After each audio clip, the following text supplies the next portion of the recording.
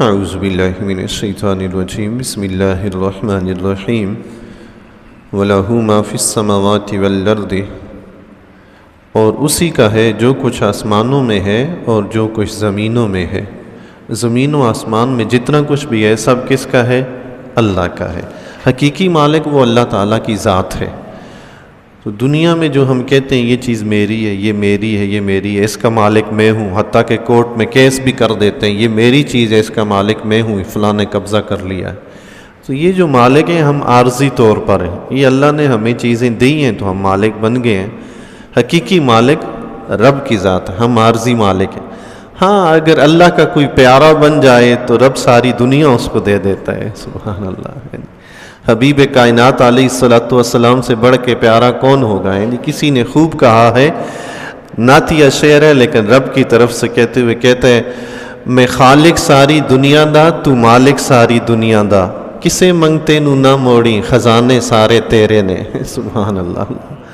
حبیب کائنات کے لیے تو کل کائنات ہے نا جی، سبحان اللہ۔ اعلیٰ حضرت رحمۃ اللہ تعالیٰ علیہ فرماتے ہیں، میں تو مالک ہی کہوں گا کہ ہو مالک کے حبیب، کہ محبوب و محب میں نہیں میرا تیرا۔ اللہ کے حبیب اللہ کے محبوب ہیں، اللہ آپ سے محبت کرتا ہے، تو جس سے محبت کی جائے تو اس کے ساتھ پھر یہ تقسیم کاری نہیں ہوتی کہ وہ چیز تمہاری ہے، یہ میری ہے، یہ میری ہے، وہ تمہاری ہے، یہ تیری میری والی کہانی ختم ہوتی ہے۔ تو ہیں جی رب خالق ہے اور اس کے حبیب مالک ہیں، سبحان اللہ۔ رب نے بنایا ہے تو بنے۔ آقا علیہ الصلوۃ والسلام کے ارشاد گرامی کا مفہوم بھی ہے، فرمایا اللہ نے مجھے سارے خزائن کی چابیاں دے دی ہیں، سبحان اللہ۔ کل کائنات کی چابیاں حضور کو مل گئی ہیں جی، سبحان اللہ۔ کوئی اختیار تو ملا ہے تو تبھی چابیاں ملی ہیں نا جی، سبحان اللہ۔ تو کائنات ساری ہے اللہ کی، ہم سب جس جس چیز کے اپنے آپ کو مالک کہتے ہیں وہ عارضی طور پر ہیں جی، اللہ اکبر۔ وَلَهُ الدِّينُ وَاسِبًا، اور اسی کی فرما برداری لازم ہے، اور اسی کی کائنات کی ہر چیز اللہ کی ہے، فرما برداری بھی اسی کی ہونی چاہیے۔ اس کو ایک مثال سے سمجھیں جی، ایک فیکٹری ہے، کارخانہ ہے، اس کا مالک تو ایک ہوتا ہے نا، اس کا ایک مالک ہے، تو اب اس کارخانے میں کام کرنے والے تو بہت ہوتے ہیں، سپروائزر بھی ہوتا ہے، مینیجر بھی ہوتا ہے، ملازم بھی ہوتے ہیں، اور بھی کئی عہدیدار ہوتے ہیں مختلف لوگ، وہ سارے کے سارے مل کے کس کی فرما برداری کر رہے ہوتے ہیں؟ اس ایک کارخانے والے کی۔ مینیجر ہے وہ بھی اسی کا تابع دار ہے، سپروائزر ہے وہ بھی اسی کا تابع دار ہے، عام ملازم ہے وہ بھی اسی کا تابع دار ہے، سب مل کے اس ایک کی فرما برداری کر رہے ہوتے ہیں۔ اس کارخانہ قدرت کا بھی وہ اکیلا ہی مالک ہے، اس میں بسنے والوں کو بھی چاہیے کہ صرف اسی کی فرما برداری کریں، ہیں جی، اللہ اکبر۔ مشرکین مکہ کو بتایا جا رہا ہے جب یہ ساری کائنات رب کی ہے تو تم نے اس رب کو چھوڑ کے کون سے بت گھڑ لیے ہیں؟ تم کس کی پیروی میں لگ گئے ہو؟ پیروی صرف اللہ کی، ہیں جی، اطاعت صرف، فرما برداری صرف اللہ کی چاہیے، اور کب تک چاہیے؟ واسبہ، ہمیشہ، ہمیشہ کے لیے۔ یہ دین ہمیشہ اسی کا رہے گا، باقی جتنے دین ہیں سب عارضی ہیں، صرف اللہ کا دیا ہوا دین اسلام وہ ہمیشہ رہے گا، اسی لیے اسی کو اختیار کیا جائے جو ہمیشہ رہے گا۔ اللہ وہ دنیا میں بھی فائدہ دے گا، آخرت میں بھی دے گا۔ باقی دین تو دنیا میں جب تک لوگوں نے اپنا رکھے ہیں تو ہیں، مرا تو وہ دین ختم، اس کا ساتھ نہیں دے گا۔ جو دین ساتھ دے گا وہ اللہ کا دین ہے، وہ دین بھی ہمیشہ ہے، تو رب کی فرما برداری بھی ہمیشہ کریں، لازم ہے سب پر۔ افغیر اللہ تتقون، تو کیا اللہ کے سوا کسی سے ڈرو گے؟ اللہ اکبر۔ ایسا ڈرنا جیسا رب سے ڈرنا ہوتا ہے، رب کے سوا کسی سے نہیں ڈرنا چاہیے۔ اب اللہ کے دین کی خاطر کوئی کام کرنے کی ضرورت ہے اور بندہ دنیا سے ڈر کے رب کے دین کا کام ہی نہ کرے۔ حبیب علیہ الصلوۃ والسلام پر کتنا پریشر ڈالا گیا کفار مکہ کی طرف سے، کتنا آپ کو مجبور کیا گیا، مگر آقا علیہ الصلوۃ والسلام نے ان کے خوف سے، ان کے ڈر سے اللہ کے دین کی خدمت چھوڑی؟ نہیں چھوڑی۔ آج حضور علیہ الصلوۃ والسلام کی ذات اقدس کی، آپ کی ناموس پر حملہ ہوتا ہے اور مسلمان حکمران خاموش بیٹھے ہیں، اللہ تعالیٰ ہدایت نصیب فرمائے۔ کب زبانیں کھلیں گی جی؟ مرنے کے بعد؟ اس وقت تو حساب جواب دینا ہوگا، بتاؤ کیا کیا تھا میرے نبی کی خاطر۔ حضرت عمر بن خطاب رضی اللہ تعالیٰ کے زمانہ اقدس میں شاہ روم نے جنگ کے دوران ایک صحابی رسول، بڑے جلیل القدر صحابی تھے، ان کو گرفتار کر لیا۔ حضرت عمر بن خطاب رضی اللہ تعالیٰ کو پتہ چلا کہ شاہ روم نے فلاں صحابی کو گرفتار کر لیا ہے، مردان عرب میں یہ واقعہ پورا مل جائے گا آپ کو۔ تو حضرت عمر بن خطاب رضی اللہ تعالیٰ عنہ، آپ امیر المومنین تھے، اسی وقت خط لکھا۔ مسلمان حکمران ایسے ہوتے ہیں بھائی، اسی وقت خط لکھا شاہ روم کو، فرمایا مجھے پتہ چلا ہے کہ تم نے فلاں صحابی رسول کو، فلاں ہمارے مجاہد کو تم نے قید کر لیا ہے، اسے فوراً میرے پاس بھیج دو ورنہ میں اپنا لشکر لے کر تم پر چڑھائی کروں گا۔ تو جب شاہ روم کے پاس امیر المومنین کا خط پہنچا، اس نے نہ صرف ان کو رہا کیا بلکہ قسم و قسم کے طائف دے کر حضرت عمر رضی اللہ تعالیٰ کی بارگاہ میں بھیجا۔ ہاں، اللہ اکبر، مسلمان ایسے ہوتے ہیں۔ تمہاری بیٹی، ہماری بیٹی کئی سال سے امریکہ میں پھنسی ہے، منہ سے لفظ تک نہیں نکلتا کہ اس کو واپس بھیجو، گرفتار کیوں کیا ہوا ہے۔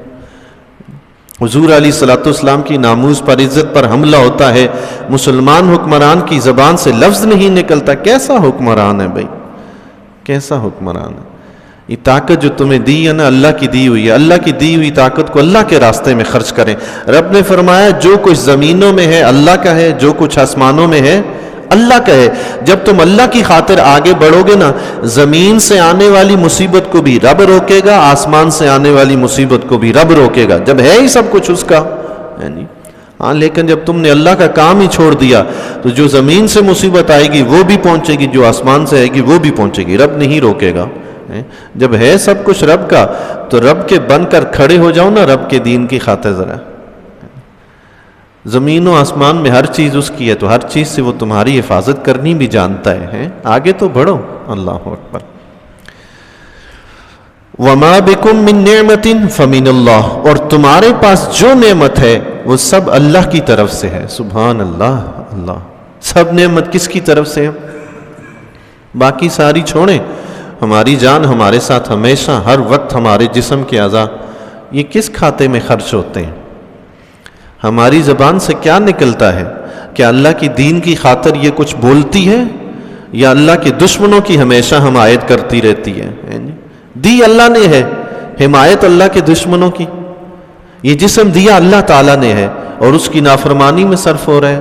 نعمتیں سب رب دے اور تم جب ان نعمتوں کو استعمال کرو تو اس کی نافرمانی میں کرو۔ کیسے لوگ ہو؟ اللہ اکبر، کتنے ناشکرے لوگ ہو۔ اللہ تعالیٰ ہمیں جو نعمتیں اس پروردگار نے دی ہیں، ہمیں ان نعمتوں میں اپنی فرما برداری کرنے کی توفیق عطا فرمائے۔ کون سی نعمت ہے جو اس نے نہیں دی؟ ساری کی ساری اسی کی دی ہوئی ہیں۔ اللہ اکبر۔ امام حاکم رحمۃ اللہ تعالیٰ علیہ نے اپنی کتاب المستدرک میں ایک حدیث ام المومنین حضرت عائشہ صدیقہ رضی اللہ تعالیٰ عنہ سے نقل فرمائی ہے کہ آقا علیہ الصلوۃ والسلام کے ارشاد گرامی کا مفہوم ہے، فرمایا جو شخص کسی نعمت کے بارے میں یہ یقین کر لے، غور سے سنیے گا جی، سبحان اللہ، جو شخص کسی نعمت کے بارے میں یہ یقین کر لے کہ وہ اسے اللہ کی طرف سے ملی ہے، اس نعمت کے لیے اللہ تعالیٰ اس کا شکر قبول کر لیتا ہے۔ سبحان اللہ، اتنی سی بات، اس نے یہ یقین کر لیا کہ یہ مجھے رب نے دی ہے، رب نے فرمایا یہ میرے بندے کا شکر ہے، قبول کرو۔ سبحان اللہ، اتنی بات پہ بھی شکر قبول کر لیتا ہے کہ میرے بندے نے تسلیم کر لیا کہ اس کو نعمت جو ملی ہے وہ میں نے دی ہے۔ اللہ اکبر، اس پہ بھی شکر قبول کر لیتا ہے۔ سبحان اللہ۔ اسی حدیث کے آگے آتا ہے، فرمایا اور جو بندہ گناہ پر نادم ہو جاتا ہے اس کی استغفار کرنے سے پہلے اللہ اس کا گناہ بخش دیتا ہے۔ سبحان اللہ، اللہ اکبر۔ صرف شرمسار ہو گیا کہ میں نے کیا کر دیا، ابھی استغفار پڑا میں نہیں، رب نے پہلے ہی معاف فرما دیا۔ سبحان اللہ۔ اسی حدیث کا تیسرا جز ہے، فرمایا کسی شخص نے 1 دینار کا کپڑا خریدا، پھر جب اسے پہننے لگا تو پہنتے ہوئے اس نے کہا الحمدللہ۔ اب اس کا کپڑا گھٹنوں تک نہیں پہنچے گا، اللہ تعالیٰ اس کی مغفرت فرما دے گا۔ سبحان اللہ، اللہ۔ او کما قال النبی صلی اللہ تعالیٰ علیہ وآلہ وسلم۔ کتنا کریم ہے، کتنا رحیم ہے۔ ہم صرف یہ سوچتے ہیں، یہ یقین کرتے ہیں کہ یہ نعمت جو مجھے ملی ہے میرے رب کی ہے، تو رب اس کو بھی ہماری طرف سے شکر سمجھتا ہے۔ اللہ اکبر، پھر بھی ہم شکر نہ ادا کریں۔ اللہ۔ ثم اذا مسکم الضر فالیہ تجارون، پھر جب تمہیں تکلیف پہنچتی ہے تو اسی کی طرف پناہ لے جاتے ہو۔ اللہ اکبر، نعمتیں ساری اس نے دی، کھاتے پیتے اس کا ہو، نافرمانی میں لگے رہتے ہو، لگے رہتے ہو، جب کوئی مصیبت پریشانی آ کر پہنچتی ہے پھر فوراً تمہیں رب یاد آ جاتا ہے۔ خوشحالی میں تو تم اس کو یاد نہیں کرتے، پریشانی میں فوراً تمہیں یاد آ جاتا ہے۔ امام رازی رحمۃ اللہ تعالی علیہ نے تفسیر کبیر میں اس مقام پر لکھا ہے، فرماتے ہیں آج یکم محرم الحرام ہے، 602 ہجری، یکم محرم الحرام۔ فرماتے ہیں میں اس کی تفسیر لکھ رہا تھا اور اچانک زلزلہ آیا ہے، بڑا شدید قسم کا، اسی آیت کی تفسیر لکھ رہے تھے، سبحان اللہ، اللہ اکبر۔ فرمایا زلزلہ آیا تو لوگوں نے چیخ و پکار شروع کر دی، رب کو پکارنے لگے، رب سے معافیاں مانگنے لگے، لیکن جب زلزلہ ختم ہوا، رک گیا، تو وہ لوگ پھر اسی لاہو لعب میں مصروف ہو گئے، پھر وہی بیہودہ حرکتیں۔ اللہ اکبر۔ ایسا آج بھی ہوتا ہے کہ نہیں ہوتا؟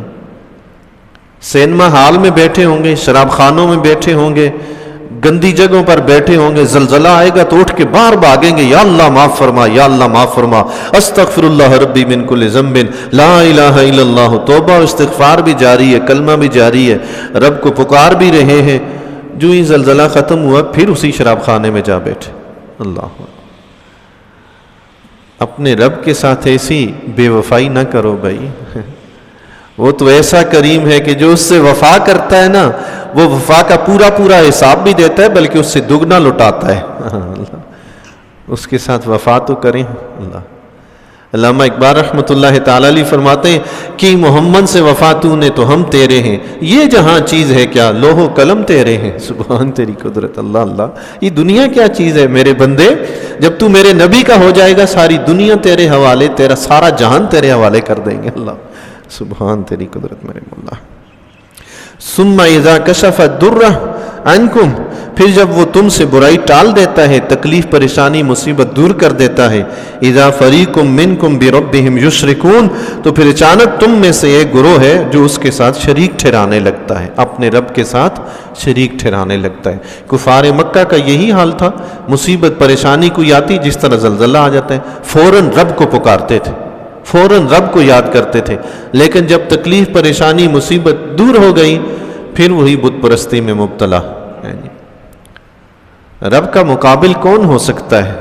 جب یہ جو بت جن چیزوں کے بنائے گئے، ان چیزوں کو بھی تو رب نے پیدا کیا تھا نا، جن کو پیدا رب نے کیا ہے وہ رب کے برابر کیسے ہو گئے؟ اللہ تبارک و تعالی دین اسلام کو اچھی طرح سے سمجھنے، اس پر عمل پیرا ہونے کی توفیق عطا فرمائے۔